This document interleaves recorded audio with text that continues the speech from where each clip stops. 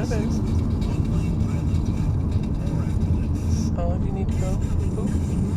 When you're injured or have had an accident. Oh, you want to go gold mining? You want to go gold mining? Alright, we are rolling into the town of Granite here.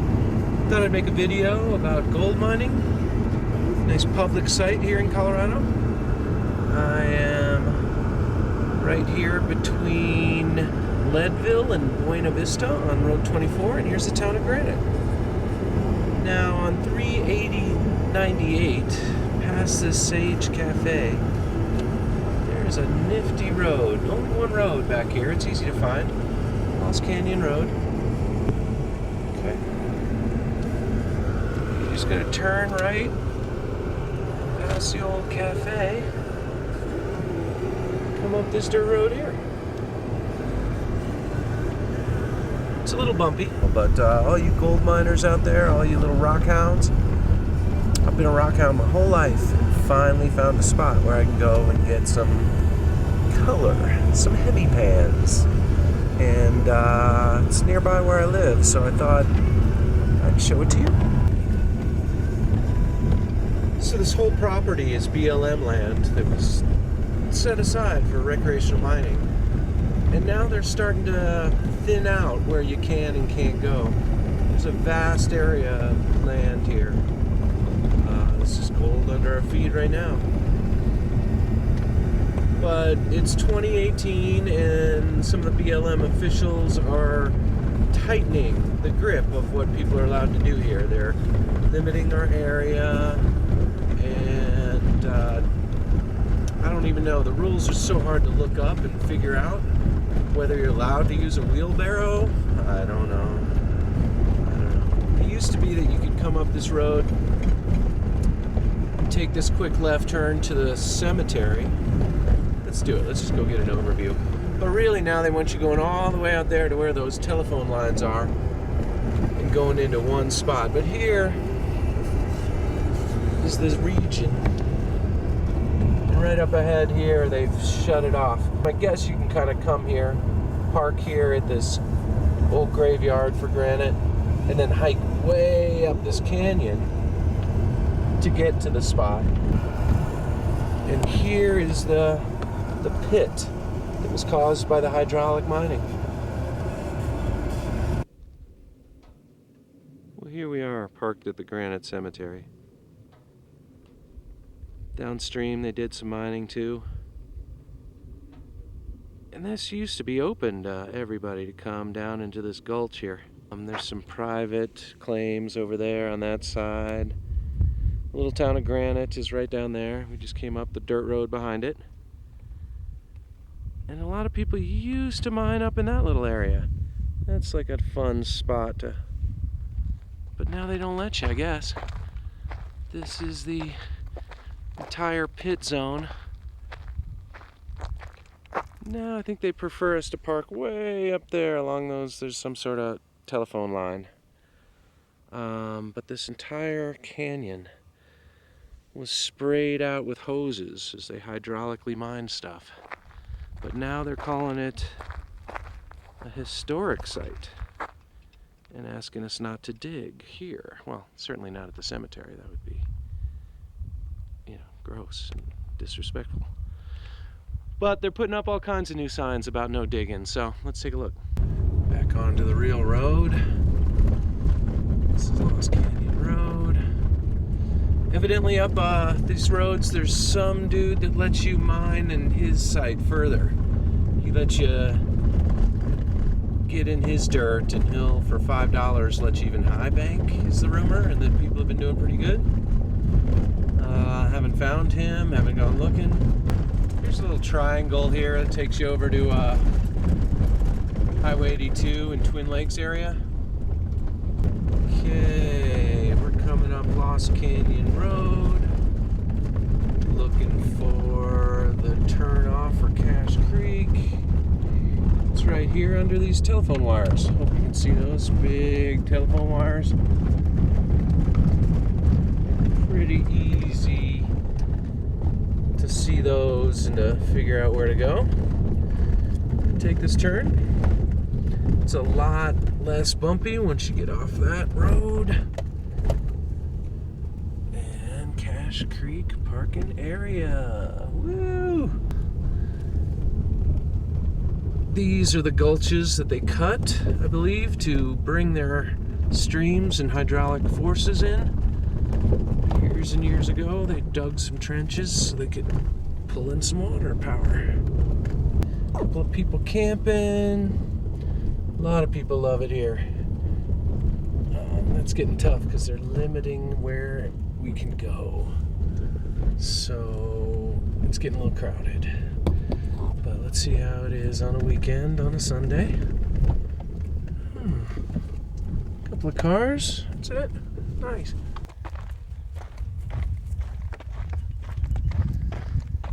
A lot of these trees have been marked by orange marks. They don't want us digging anywhere near those. A lot of people are digging too close to the trees, taking out the roots, ruining it for the rest of us. You want to be about 8 feet away from the trunk of a tree and preserve their roots. Eventually you come to a stream. It's June 10th, so yeah, somebody's getting set up here. First stream.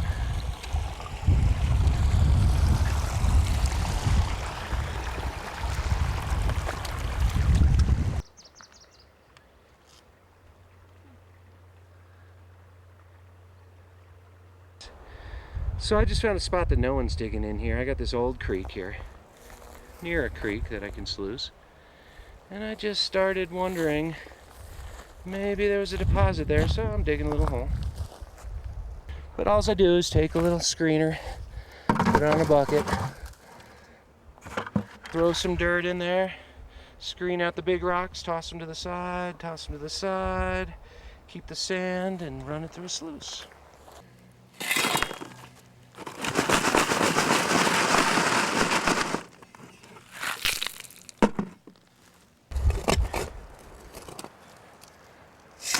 So I'm away from the water. I'm just going to dry classify the sand. It'll fall through real quick and easy. Just take those rocks. But it's better if I fill up the bucket with water and I can get these totally clean, all these rocks, because the gold sticks to them. If you can get close enough to some water that you can fill up your bucket all the way, then splashes will come up and hit the bottom of these rocks. You can take your shovel and dump in a bunch of water on top to wash everything down. There's a lot of good sand still stuck to these rocks because I'm dry classifying. So it's best to have some water in there and wet classify if you're really trying to collect as efficiently as possible.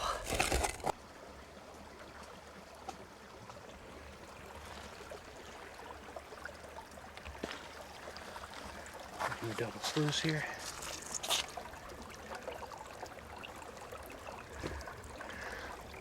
Just find a comfy spot. Put a little dirt in there. She should wash down in about 10 seconds. Clean out. Just trying to get them set here.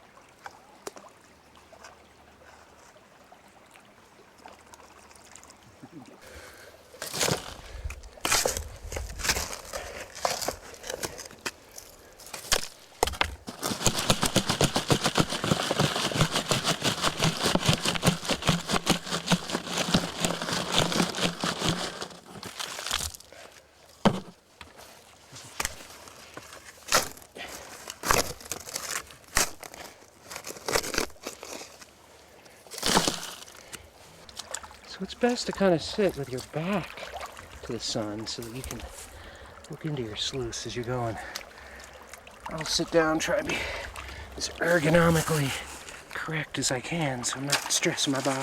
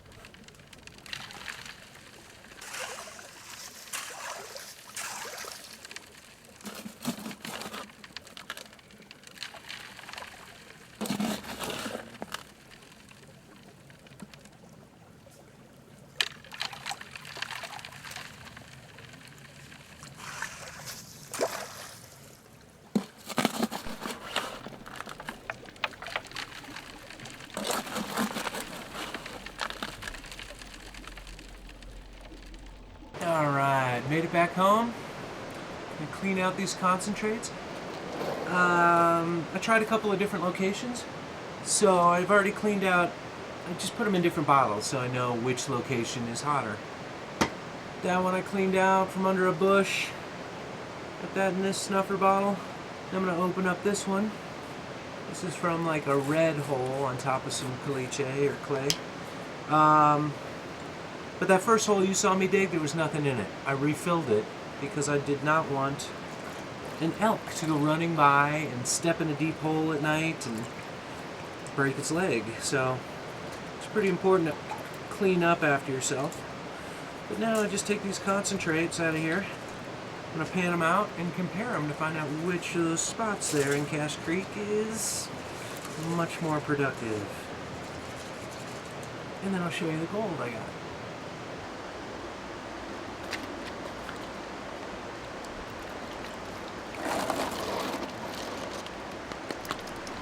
It's always best to have a spot of light that isn't so shadowy, and then you can tell what's going on. It's always best to have your light behind you so you're not getting reflections in your eyes too.